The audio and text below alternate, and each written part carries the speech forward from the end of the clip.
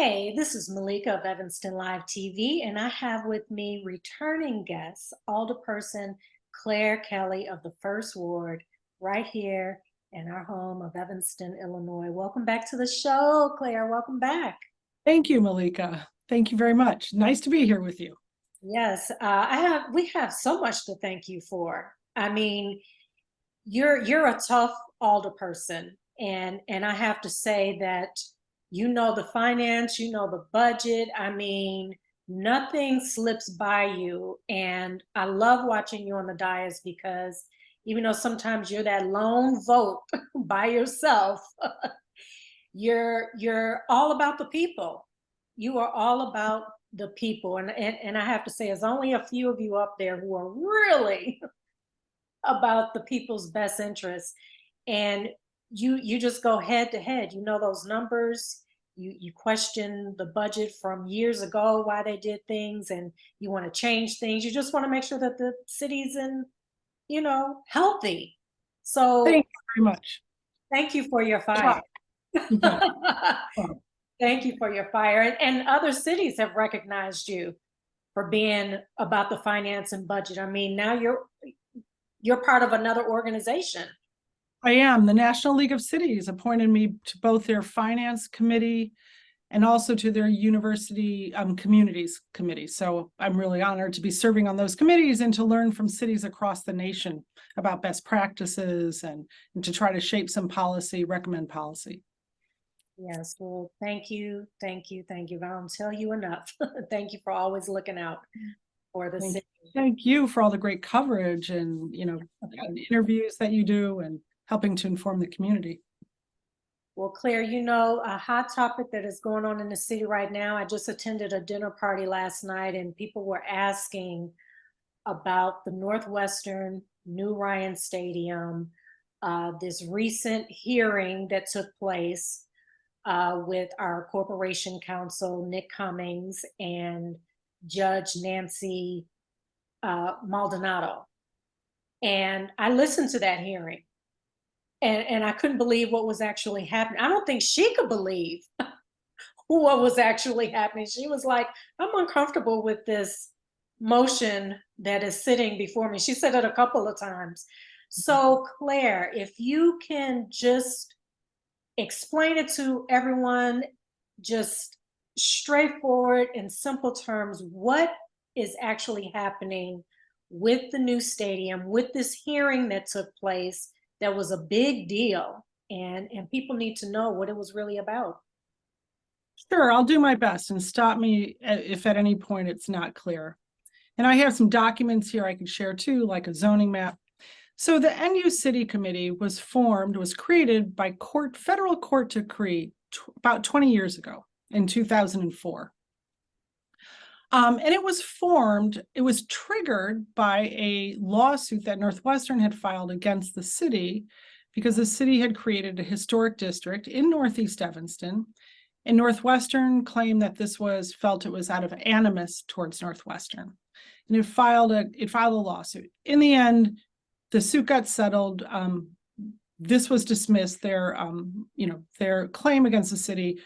But instead it was, rather than dismissed, they settled. And one of the parts of the settlement was the creation of the NU City Committee that I serve on.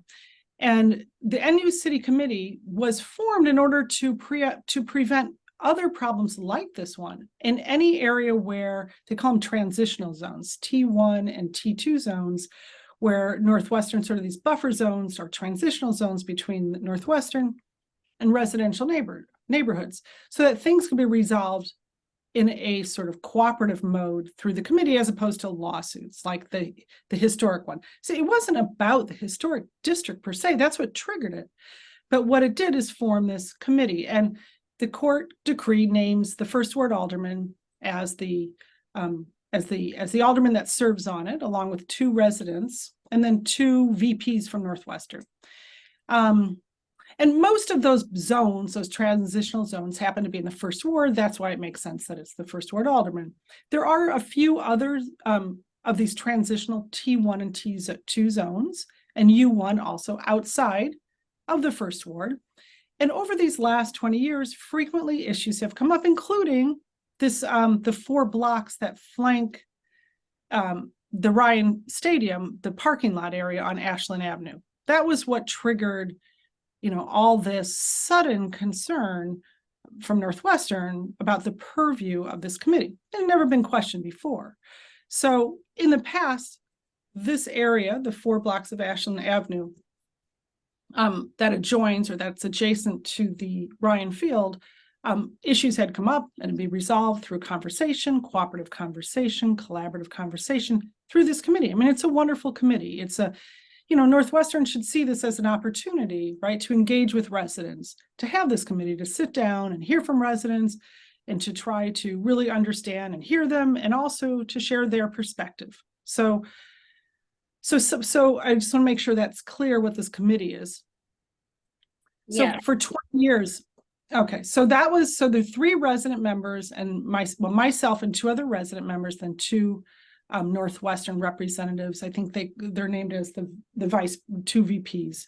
In this case, Dave Davis has traditionally sat on the committee along with the VP of operations. So this committee has been meeting for 20 years. I'm so fortunate to have on my committee Julie Johnson and Dave Schoenfeld, both just really brilliant community members who've been on it longer than I have. Dave Schoenfeld actually has been on this since its inception in 2004. So he brings this tremendous institutional knowledge with him. That's so wonderful. So what happened was, we had, and I have to tell you, it takes forever to get these meetings scheduled. We got 4, as the court says, to meet quarterly or as needed. We got these 4 meetings scheduled for this year. Our first one was in March. And in March, it came up, because of the Ryan Field controversy, a lot of people came to this meeting because they saw NU City. So of course they thought, oh, this looks like a place to air our concerns and support. People support too. We welcome obviously everybody and anybody. It's a formal committee that's noticed on the calendar, right, by Open Meetings Act. So it is a venue for public comment and for the public to communicate with Northwestern. So I'll just show you, I don't know if you'll be able to see this, but this is a zoning map, just so you can kind of get an idea of the T1. Let me know. So you'll see, so T1 zones, this is here. Let me know if you can't see this. So this is T1 zone. Here's Ryan Field, and this is the T1 zone here. There's a lot of other T2, U1, T1, all throughout here, but this happens to be over here in the 7th Ward, but it is a T1 zone. And also over the years, frequently the 7th Ward alderman has also attended these meetings to hear residents and to help answer questions. So by court decree, this committee does have the purview of discussing that zone as well. We don't have the power to issue any mandate on it, but it certainly is within our within the purview of this committee to discuss that area and concerns that residents might have that live near or at that area. And some issues did come up, and I think they actually resolved them with Northwestern regarding the fence. There's a fence line behind that parking lot. And I think on March 12th or our April meeting, that was resolved between residents and Northwestern. So perfect. It was really nice. They had this committee to bring concerns about whether or not that fence would remain closed or not through construction or post-construction. So that was a perfect example of why it was really important to have this committee to be able to bring this forward and to get it resolved then and there. But Northwestern decided this year that they felt that this committee should not be addressing. Suddenly, they felt it wasn't appropriate for this committee to be discussing any T1, these transitional zones, outside of the historic district. And I want to make it, the court decree from 2004, it's crystal clear. There's nothing ambiguous about it. It's very clear. It's not exclusive to the historic district. In fact, very little has been discussed about the historic district because that got resolved. Much of the discussions have been in other areas, in the 7th Ward and throughout. So there's nothing ambiguous, but now all of a sudden in April, after that meeting, at our subsequent meeting in no, in March, it was noticed in March when I was studying. Every time before these meetings, I always reread the consent decree. I reread the description of this committee. I studied the zoning. And it wasn't, I think, people realized in March that it covered those 4 blocks of Ashland Avenue. And then in our April meeting, people had questions, and Northwestern really pretty much, it said it refused to answer questions related to that zone, that it felt that that was not covered by this committee. In fact, it completely, the representatives just didn't answer the residents at all, didn't answer questions, and the people attending pretty much stormed out of the room. They were very frustrated. After that, there were, and cut me off if this is getting too long, but after that, Corporation Counsel Cummings, I only found out through just hearing somebody reference a meeting, maybe it was a day, I can't remember how, but that he was going to be meeting with Northwestern attorneys to settle this. And I let him know that really you needed a representative from the committee to be there. I mean, Nick Cummings has been around for a few years. This has been established since 2004, and it's functioned very effectively as a place for, again, for residents to discuss issues that they might have, for Northwestern to respond, just a really perfect venue for that sort of communication. So we insisted that, that Dave Schoenfeld, he's an attorney, a brilliant attorney, that he be there, in those conversations. And then finally, through a series of emails, we all agreed that, it's better if we just put that as an agenda item for our June meeting. So it was top of the agenda for our June meeting that we would actually have a focused discussion about the purview of this committee together and resolve this question through discussion at our June 14th. That was resolved through emails and other conversations. So what happened that was absolutely stunning to me, this past weekend, a 7th Ward resident shared with me FOIA releases that he had received that showed that Corporation Counsel Cummings, the same day that he was corresponding with me, and we were agreeing that this issue or the question that Northwestern suddenly has this year, which is clearly all about Ryan Field. They didn't have this question before. The same day I'm communicating with Nick Cummings, he's having a separate private conversation with the attorneys from Northwestern, proposing that he will file a motion to change this dissent decree to cut out territory from the decree, thereby disenfranchising residents in the city without telling me, but on the same day. So these parallel emails going on.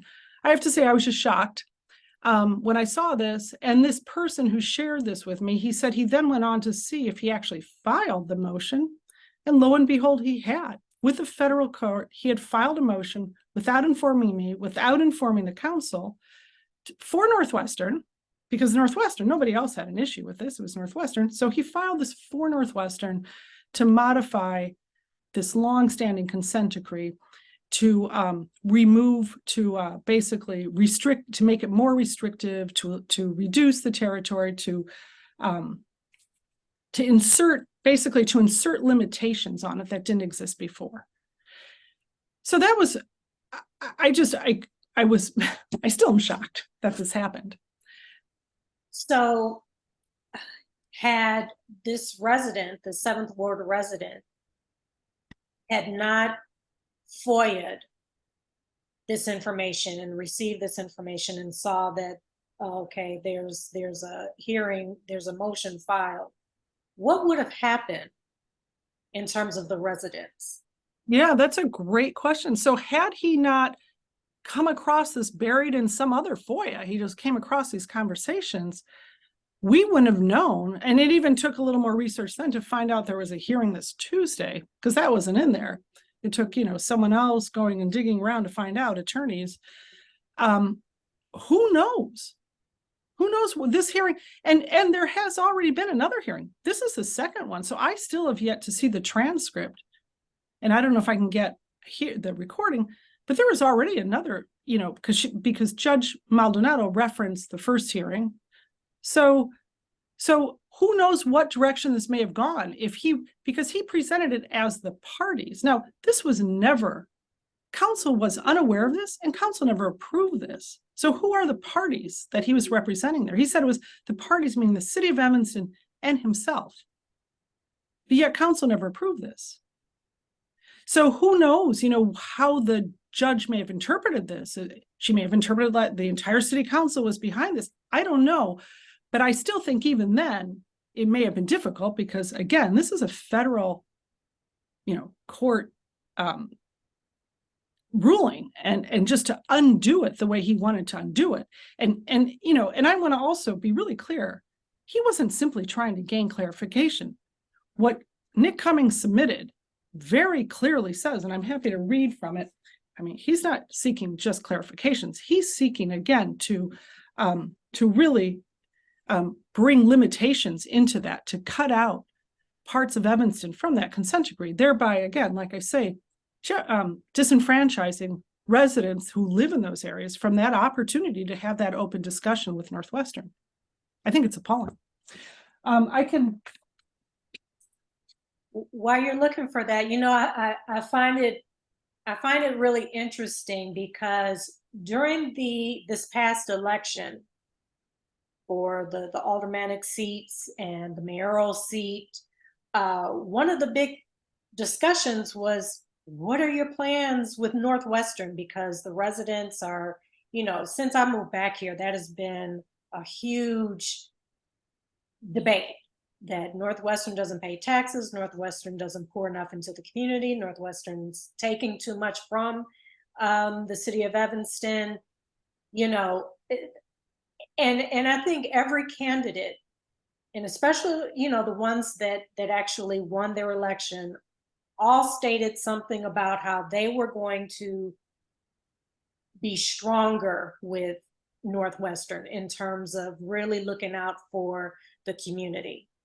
So in hearing what you just explained, what the hell is going on? Because now you have a corporation counsel who he's resigning. He's put forth this motion, though he's having a different conversation in emails with you, but at the same time, moving another way. That is very, very deceptive. So here's an opportunity for city officials to call this out. Like, so Northwestern, what are you trying to cut out the residents' public knowledge of what you plan to do with this land? A committee was formed so that we built this relationship of transparency and communication so that the residents are always in the know of what's happening between Northwestern and the city of Evanston. Now you're trying to kind of cut that and put restrictions on it. So that doesn't feel good. That doesn't feel good at all. So then you have a resident who was smart enough to go FOIA and he brought it to the right alderperson to say, look, something is happening here. So this is the opportunity for city council to do what they said they were going to do in their campaigns, right? Absolutely. I find it hard to believe that Corporation Cummings acted alone. Someone had to give him instructions, the go-ahead, the thumbs up to do what he did. Absolutely. So I do too. And there's a part I left out too. So it was agreed, and you can see these in the FOIAs, that, I wrote to Nicholas Cummings and I said, okay, yes, Attorney Schoenfeld and I agree with you. We're going to just discuss this at our June 14th meeting. So sometime in June, I was preparing one of my ward emailers about important meetings, and I went on the city calendar, just double check the date of this one, and it had been canceled without asking me, and I was the chair. Mm-hmm. Staff members had canceled the June 14th meeting. And I asked our policy coordinator, Ms. Leapser, I said, why did you cancel this meeting? And so I said, please put it right back on there. This took forever to iron out these 4 dates, so it got put back on there. But begs the question. I then said, I then wrote up the agenda and I put at the top of the agenda, as had been agreed, The first item was discussion of the purview of this committee. So Northwestern, who had some issues, we could talk about it openly and in the public, understand why they think that, there's, some errors in this consent decree of 2004. And by the way, there were 5 Northwestern attorneys who were part of this consent decree. There were no errors made here. And it was, so when I put that on the agenda, I was also asked by the same coordinator who said, oh, please, can you remove that from the agenda? And I said, no, why would I remove that from the agenda? Clear. I know that others knew about this. I know that. And why they didn't tell the council, why this was never on our roster of cases, why the council members signed to this committee, why this was kept from me. I mean, let's be clear. This is, I think you're right. And I think everybody should be asking those questions, Malika. I think you're absolutely right to understand, did someone actually give him direction to file this? And if they didn't, do they think it's okay for a corporation counsel to do something like this? That would actually, I mean, he didn't. I mean, I think to your point too, I don't think the judge was happy with this, but this in essence would really be a major policy modification just on his own. I mean, where do they stand on this? And who of those folks that did know, why was this being allowed or even supported? So I think those are really important questions. But I think right now, the really important part is that this consent decree is very clear. And the judge has, ruled on this, that this does cover all T1 zones, all T2 zones and U1 zones. And that's the bottom. I mean, that's very important in terms of conversations for this community. It's also just so important. We need to build community relationships. So this was just, to me, such a, bad idea, just all the way around on so many levels, both for the city. I think it's a stain on the city. And for Northwestern too, why, somebody, Dave Davis, didn't pick up the phone and say, hey, we're asking your corporation counsel to file this for us, or he's offered to. It just doesn't bode well for future right now. I think there's some we need to work on repairing what happened here. How do you think they can repair it? I mean, at this point, I feel like, do the residents need to FOIA like every day? Just to keep an eye on things? Like, are we going to look up one day and find out all the, residents who live very close to the stadium, their land is being sold? Like, like what's actually happening? Do we need to FOIA every day? I mean, I know it's terrible. Like, I'm so grateful to those residents who are so active and involved and care about their city, that they actually came across. And again, they weren't FOIAing that per se. Nobody ever expected that. That was just, like I said, buried. So I'm really grateful to those residents for being so about, here I am, an elected official, and this was kept from me. So I don't know what to tell you on that. I hope we can start moving our city government into a more transparent and trustworthy, I think trust has been really jeopardized here. Do you think Northwestern will come forward maybe at the next council meeting or put out a statement, with some sort of apology maybe, or I'm really trying to I'm really trying to believe that someone didn't direct him to do that. But I mean, Attorney Nick Cummings is a smart man. I mean, he's a smart man. And I just find it interesting. We haven't been able to even keep a corporation counsel around for too long. I think since I've been back to Evanston, we've had, who was the first guy? What was the first? Oh, name? I'm sorry, I can't remember all of them. I know, Kelly. He had red hair. He had red hair. His name escapes me right now. Then there was Michelle Mason Cup. She didn't stick around for long.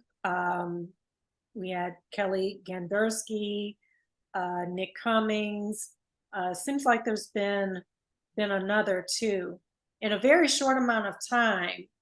So I just find it hard to believe that attorney Nick Cummings would risk his license or his own career and credibility by just acting alone and filing a motion that cuts out the public. I think those are really important questions to ask, and I'm still trying to get clarity. I do know that others did know about this. I know that our city manager did know about this, so I suspect Mayor Biss also knew. But again, you know, I'm still trying to get all of this ironed out. So, but yes, I think you're asking all the right questions. Interesting. You know, people often have issues with city officials, politicians, and that is one of the things is they'll say to your face one thing and then totally act in another direction in the same breath. So it does create some mistrust, most definitely. So yeah, I think the people out there are really just wondering what the heck is actually going on. And I listened to that hearing and I feel like Judge Maldonado was like, what the hell is going on? That I could hear it in her tone. I could hear it in her tone. She was clear. Well, she said, I'm uncomfortable with this, you know, and she said, whoever made the mistake 20 years ago, that Nick Cummings was saying a mistake was made 20 years ago, the judge said, okay, well, if a mistake was made 20 years ago, then you need to bring that person back here with you. Right, that's right, because he just says, he said, I can show you it here. I mean, he says it was likely the result of a mistake. I mean, this isn't what you do in a federal court, you can see. But this was likely the result of a mistake, that this didn't exclude the historic district. So, this is an oversight. This was, you know, again, 5 Northwestern attorneys. There was no mistake here. This is, like I said, the historic district itself was simply the trigger. And the idea is to prevent other lawsuits in other areas because of issues, you know, between neighborhoods and Northwestern. So I just think it's so ill-conceived, such, you know, to do this, to go to this extent. This is simple. This was this sort of sleepy little committee that a lot of people didn't even know about, just a venue for conversation and discussion. And then to go to this extent, to try to, like I say, to restrict it, to reduce its purview, to disenfranchise that opportunity, residents, groups of residents from having a venue for conversation with Northwestern. And we don't have binding decisions here. Well, so thank you to those residents for caring and being on top of this. I mean, the new stadium is a big deal. And I think there's some misunderstanding there that a lot of people just don't want Northwestern to have a new stadium. From what I'm hearing from the community, and I used to live directly across the street from there. So it's not a problem with Northwestern building themselves a new stadium. For some people, yes, it's an environment issue. But for many, they don't care if Northwestern builds a new stadium. What they care about is it being zoned for concerts all year round, because when you live near there, and I used to live near there, you have to pretty much arrange your life around football season. I mean, the Star Spangled Banner literally is in your bedroom, in your living room when they're singing the Star Spangled Banner. You can hear the cheers, and, you know, the traffic is just insane. The indecency, you know, you turn the corner and someone has their private parts out because they got to urinate. You got the beer bottles all around, you know, it's a lot. And so because we have a relationship with Northwestern, we put up with it for football season, you know, and we know there's an expiration to it and it'll be over and we can get back to normal. That's a compromise. That's a marriage, right? That's a marriage. You put up with some things you don't like, because the partner really enjoys this and needs this and wants this, you put up with it, and then there's an expiration date to it, and then you get back to normal life, and then you wait till next year till it comes back around again. But now you're talking about concerts, so that takes it to a whole nother level. Exactly. And well, I love a good concert. I would love to see Jay-Z and Beyonce right here in Evanston. I would love it. I would love it. I think it would be so exciting. But Northwestern has to make some real commitments in writing to the community, pour more in to the community. And these promises, they're kind of making, people need to believe it. But after this recent stunt with this motion, with this hearing, I don't know that people are really trusting now. Right. No, I agree. And I think, the stadium, it is even difficult, to your point. Some people are, for environmental reasons, obviously concerned with the idea of demolition and building a new building, but already, as you stated, it's already difficult to have because most football stadiums at big universities aren't smack dab right in the middle of a residential neighborhood. So it is there and it will stay there. And so that's already like a lot to wrestle with and to resolve issues there. But then to layer it on with enormous concerts, with seating beyond any of those, even in Chicago, it's asking an awful lot. Yes, it is asking an awful lot. And you got to give something, just like a marriage. If you're going to ask for a lot, you're going to have to, compromise and give, and definitely make it a contract, put it in writing, and make people believe, okay, and hold you accountable to it. Exactly. And I have, I put through, as you may have, maybe we did an interview on this before, a payment in lieu of taxes task force that passed with unanimous support of the Finance and Budget Committee last year. I was waiting to meet with the president of Northwestern, and I also met with the presidents of both St. Francis and North Shore Hospital about, agreeing to start this conversation in a public way, not, private conversations between a president and the mayor, but actual long overdue conversations where we sit down at the table and examine our relationships together. Evanston, I think it's over 1/3 of our property is tax exempt. So we end up shouldering that burden. The residents end up taking that burden. So we just need to visit that relationship. And Northwestern is the biggest, obviously, the one that occupies the most territory. And understand it. And I will say, both the presidents of both the hospitals were very amenable to that, to sitting down to it, to being part of such a task force. I'm still waiting for Northwestern's final response. I have met with the president. I've met with Dave Davis about this.